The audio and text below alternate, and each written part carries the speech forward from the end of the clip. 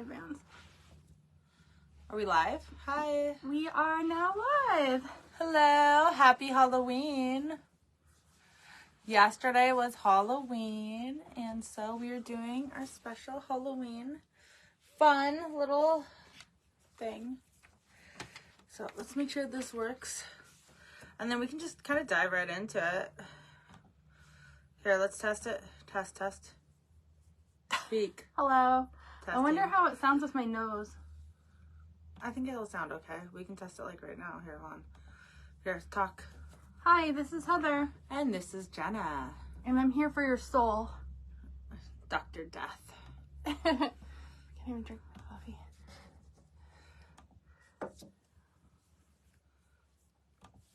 Hi, everybody. So we decided to dress up today. I am the Dr. Death, I guess.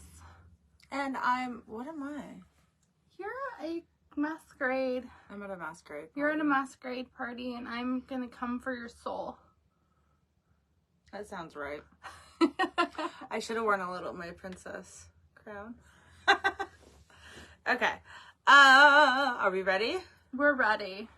Okay. Oh, my nose is so long and like. Okay, don't forget that we're gonna be recording, so Yeah, they no, can't see you. I'm going to stop now. Okay. Hi, this is Jenna. And this is Heather. And this is Conspiracies Unlocked. And before we get started, I just have to say something. Something happened to me today. What happened? This morning when I was getting us coffee, I got my cups and it was Christmas themed. No. It is November 1st. It is not time for Christmas themed shit. Yeah, why not pumpkin themed? Still, yes, or turkey themed until like November. Give it a few weeks. Just a couple weeks. Spooky season can't be over already. I mean, it's not over for us. No. We're still living spooky season. I think that my soul always lives in spooky season. Yeah, no, I couldn't believe it. And I'm like, I swear, like, spooky season should be like September, like, let's say 5th until November 15th. Yeah. Then we go into like this weird fall transitional season from like November like 15th to like December 1st. Yeah. And then we go into like full Christmas. And I think that we should also move Christmas. Christmas should not be December 25th. Why not? Because it's only 3 weeks for Christmas decorations. So I think that Christmas should be at the mid to end of January. That way you could have a full like 6 weeks of Christmas decorations. Then you have Christmas, and then you wind down from that just in time for Valentine's Day. Mm-hmm. And then we get into spring. Yeah, I can see And that. I think that we should petition to move Christmas. Yeah, we can move Jesus' birthday, right? They've already done it before. I was gonna say, isn't there like a conspiracy that's not even the right date? Yeah, there is, because it would be in August because of the lambs and everything that, like, the wildlife that was around, and for them to be able to be in a barn manger thing, they would have frozen their asses off. So they're saying that it had to have been like in August or something. But then also on the same flip side, global warming and global cooling and ice age and all of that stuff, like, wouldn't that have affected the weather anyways? Mm-hmm. So maybe it was summer then. Like the Earth cycles are different. Yeah, they're all worried about global warming and shit, and they're the same people that are like, the Earth is changing. Well, then it could have changed then as well, right? Mm-hmm. Yeah, so... I wasn't in Jerusalem or Bethlehem in 2,000 years ago, so I'm not sure what the weather was like. In fact, I've never been there in my life, so I don't even know what the weather's like right now. I think it's like warm now, isn't it? I don't know. I have no idea. Because it's deserty. Oh no, so it's probably cold. I don't know. I know that, but I also know that in Australia it's opposite. So like their Santa Claus is like surfing and shit because it's not snowing in Australia. It's hot. They're swapped in us. Isn't that weird? That is weird. Yeah. Anyways, so yesterday was Halloween, and what did you end up doing? Why wasn't Isla didn't stay with you last night? Where was she? So she decided she wanted to go trick-or-treating with her sister. Oh. And then she was going to be a skeleton. Oh. And she forgot her costume, so I had to bring it. Of course. And it was just her Lululemon jacket and her leggings. Because she's just going to, like, paint her face, you know? Oh my gosh. But then I talked to her later, and she's like, oh, I ended up just passing out candy. Oh my gosh. So Yeah. you drove all the way over there? Well, I picked up Finley from school anyway, right. yeah. And then Finley, he didn't want to do anything. He wasn't really feeling great. We stayed home, and we were going to pass out candy, but we didn't really get any trick-or-treaters. We got 0. Yeah. So we have lots of candy for ourselves now. And he's homesick. So it was kind of uneventful. Yeah. We went trick-or-treating last night from like 6 o'clock to 7 o'clock because my kids are still like little. So we went during the day. They got so much candy and I don't know what to do with it all. I think that maybe we should be able to donate it somewhere to kids in need or something. Okay, so I'll tell you They one should thing. have something. What? When I worked at a dental office, a pediatric dental office, and a lot of dentists do this, you can turn your candy into the dentist, and then when you turn it in, for every pound, they give you, like, he used to give out, like, raffle tickets. Like, because they give away movie tickets and stuff at the office. So, like, for every pound, you'd get, like, a raffle ticket. And then they'd do a raffle, and then you could win, like, a prize. Yeah. But some dentists would actually give you, like, money. Oh, my God. Or they would give you, like, extra stuff from the office, like the little treasure box. Yeah. So, you might want to think about going to the dentist and see if they have some kind of candy thing. disposal. Well, recycle department. The funny thing is you know what we did with the candy? It's the staff would just eat it. Bring us your candy so we don't have to go trick-or-treating. So we were Super Mario Brothers this year. And so Max was Luigi because he's taller. Cody was Mario. And I was Princess Peach, and I got a quinceañera dress. It was so pretty, and it was like, I make my own costumes. I don't like to do store-bought, so I just like put them together myself. And my husband was Bowser, and little Jakey was Bowser Jr., and the dog was Yoshi. And I have to say that I saw the costume. She actually sewed the costumes for the kids and stuff. And they looked amazing. You did a really good job. It looked like it was like store-bought, but better. Really? Like, I thought it looked like a 5-year-old took some hot glue and like smashed it together. No, you have a good sewing skill. Yeah. Thank you. You have really good sewing skill. Yeah, so I did that. Halloween's the one thing for like costumes and stuff. I always like go all out. I probably do it way too much. But we also went to the desert and did trick-or-treating there, and they have like a little festival fair thing for the kids. So we got to do that, and the kids won won awards for the best costume. So they won the costume contest. So. And that's the costumes that you sewed. So yeah. That is more validation right there. There you go. Super fun. So in celebration of Halloween, I decided to unlock the origin of trick-or-treating and how it started. So let's get going with our trick-or-treating. And I convinced you to dress up.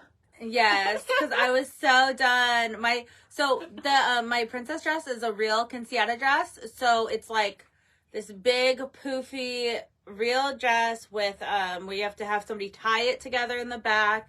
It actually took 2 people to tie it together and stuff. So I'm like, I didn't want to wear that right now. So we would have spent like an hour trying to get me back in that thing. No, yeah. But so I'm dressed up just for fun, not for real life right now. This is real life. I meant not for real like Halloween. This is just my fun. I've had this mask for like I got it at a pumpkin festival thing, and like 10 years ago. And I've had it. I've never worn it. This is the first time I've worn it. Oh, really? Yeah, I just saw it and I love it. And I always wanted to wear it somewhere. But I never had any place to wear it. So it just like hung up in my room forever. It's really pretty. Like on camera, I don't know if you can it tell just looks much, like a Batman thing. But it's but not. get It's close, like... It's very It's pretty. like very intricate.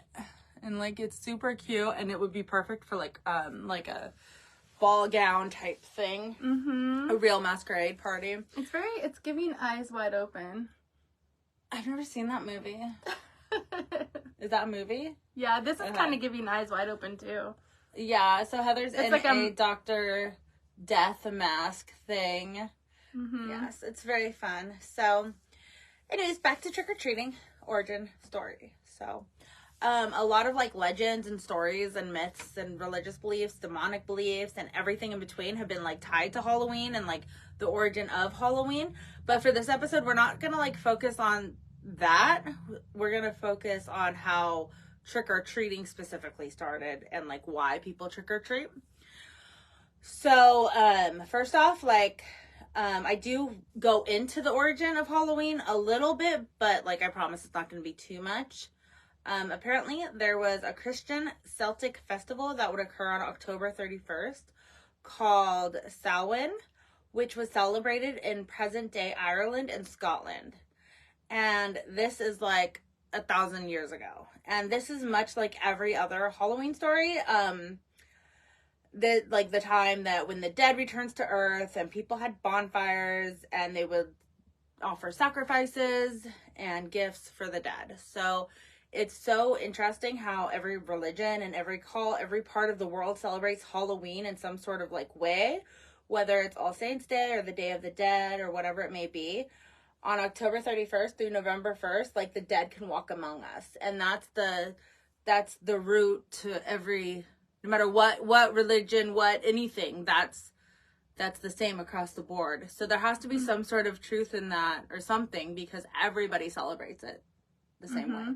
Yeah, and some people, they create altars for their loved ones. Yeah, ofrendas. Mm-hmm. Yeah, we saw some ofrendas last night. And that way they can come back. Mm-hmm. Anyways, so back then, some people would dress in animal skins to drive away phantom spirits. So that is why they started, like, dressing up, was to, like, drive away and scare the spirits. There was a large buffet-style table that people would leave food at as well in order to appease the unwelcome spirits. Almost like here you go, unwanted spirit, that will try and kill me.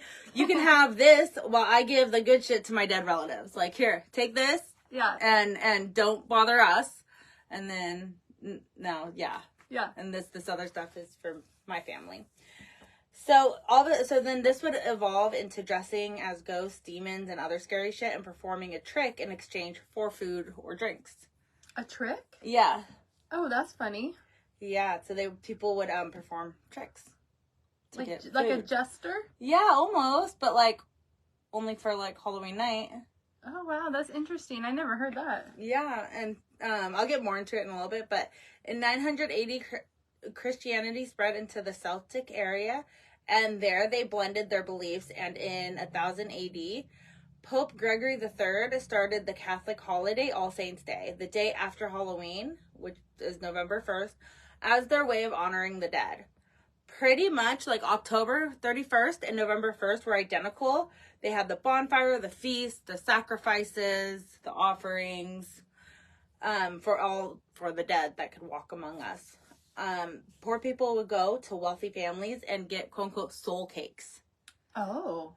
Okay. And this was just like bread that the poor people would take, and they would promise the wealthy families that they would pray for the souls of their dead ancestors.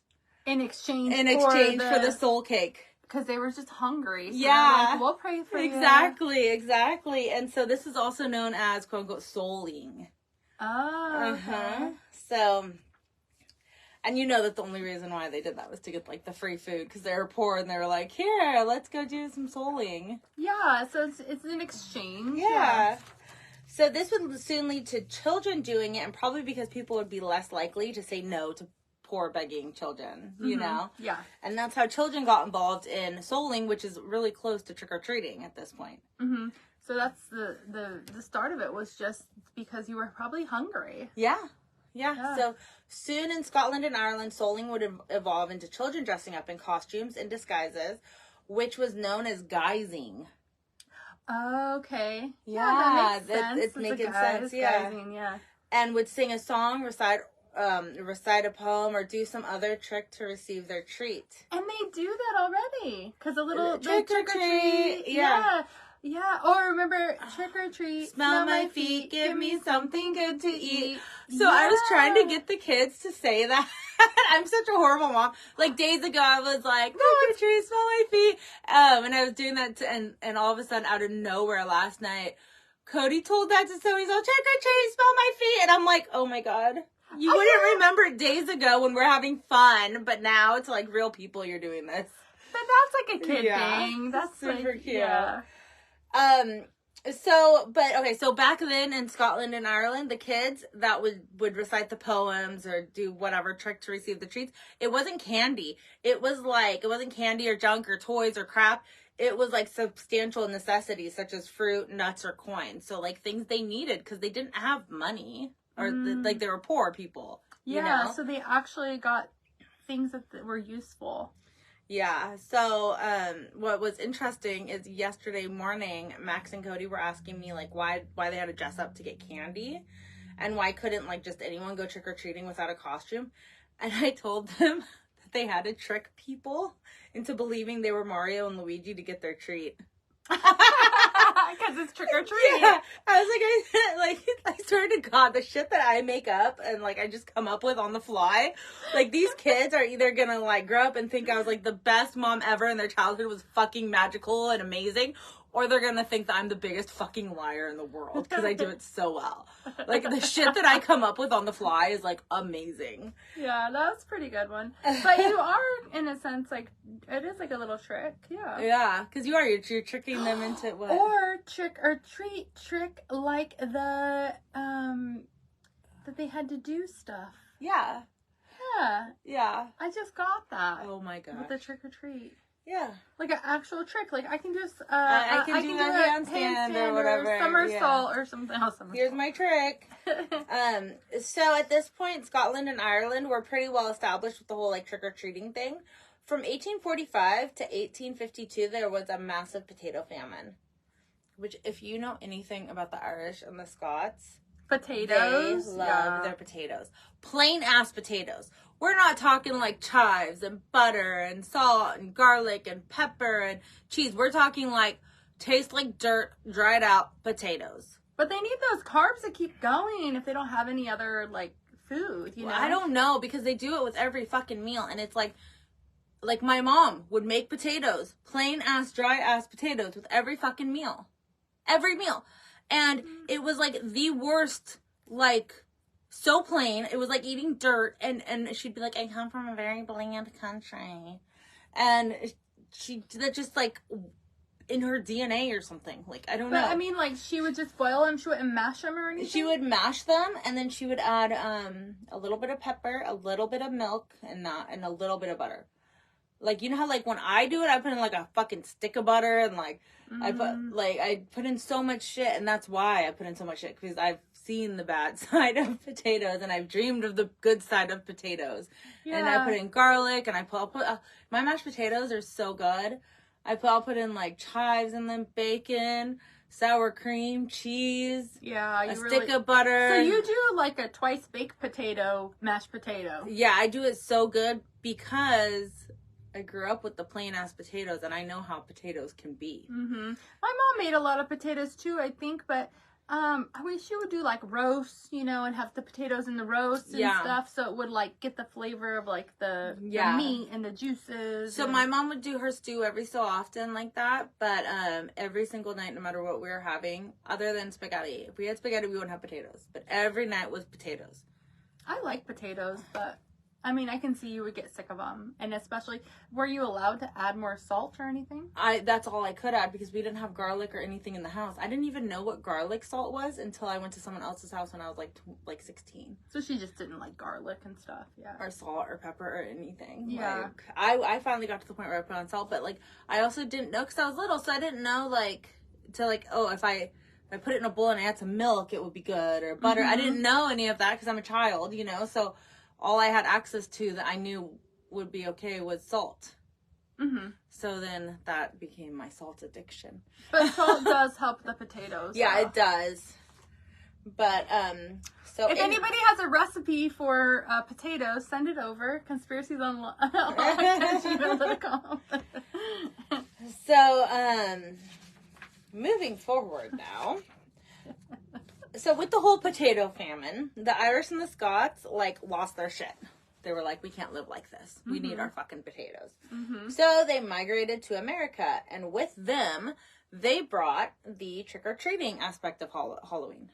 Oh. So they brought it with them. And by the late 1800s, back in the UK, Halloween had become renamed Mischief Night.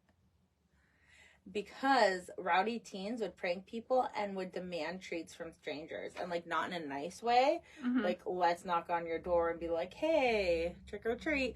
But, like, in, here's a gun to your fucking head. I'm gonna throw a knife or, like... Oh, I was thinking, like, throwing eggs or toilet paper. No, worse. Like, bad. Like, they were, like, it was bad. Like, they were vandalizing. Robbing for candy? Yeah, or, like, robbing for, like... anything, I guess. I mean, they weren't doing candy then. It wasn't candy. Oh, yeah, that's right. Yeah. Okay.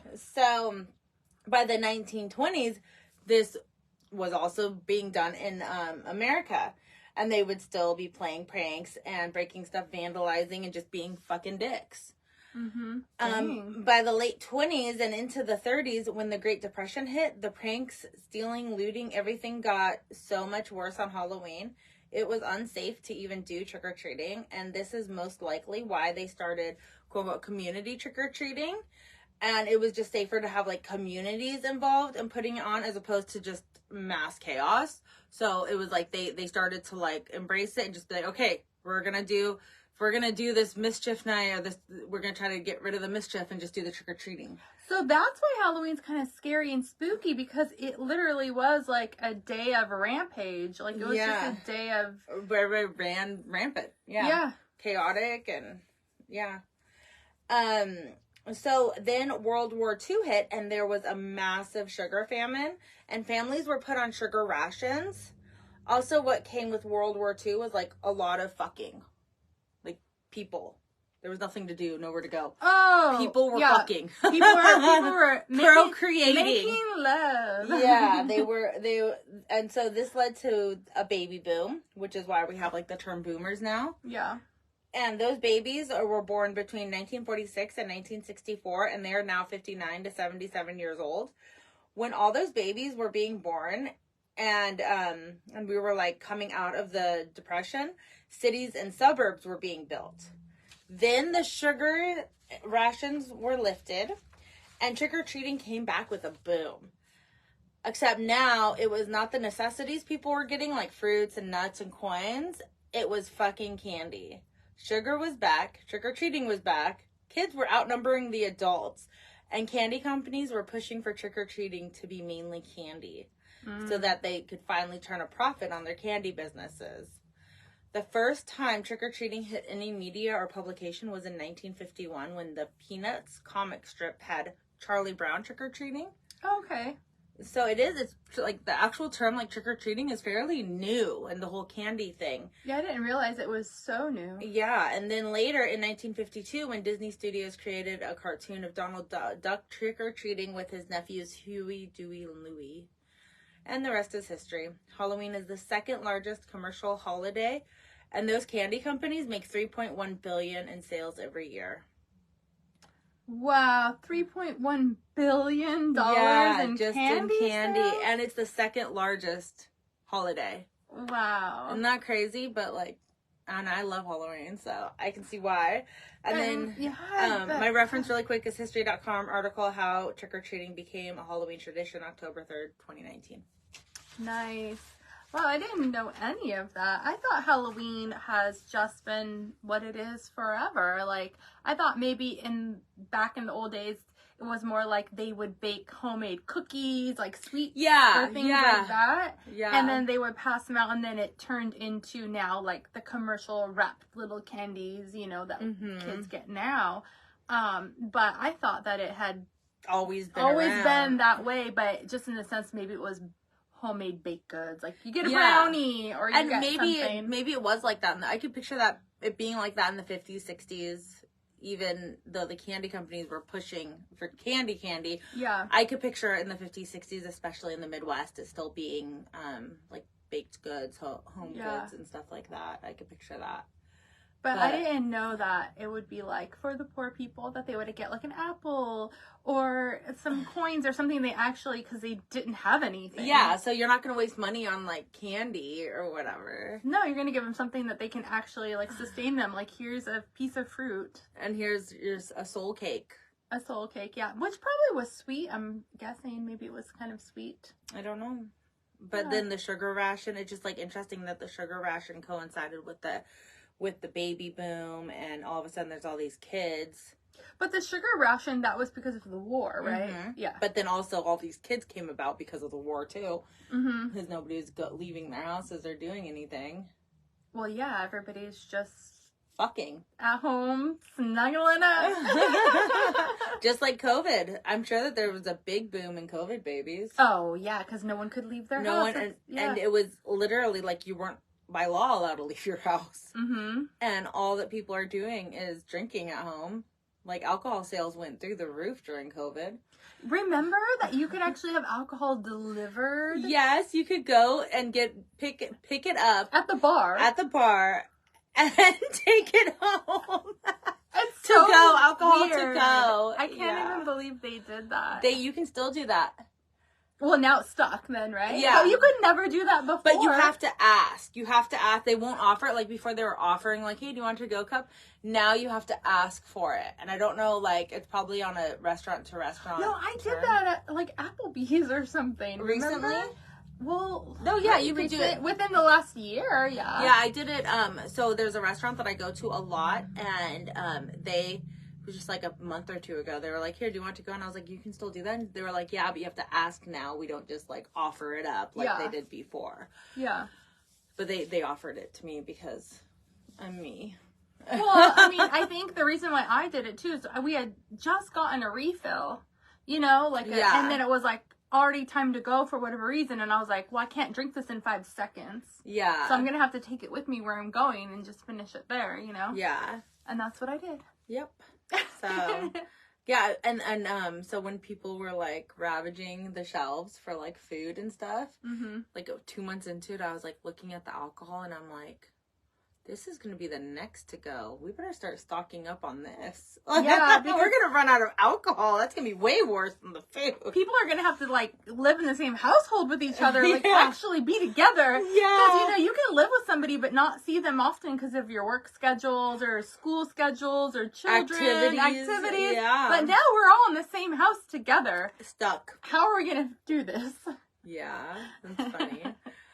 Okay, well, that was my episode on trick-or-treating. So, I hope that you guys liked it. And don't forget to share, like, and subscribe. All of our social media is Conspiracies Unlocked.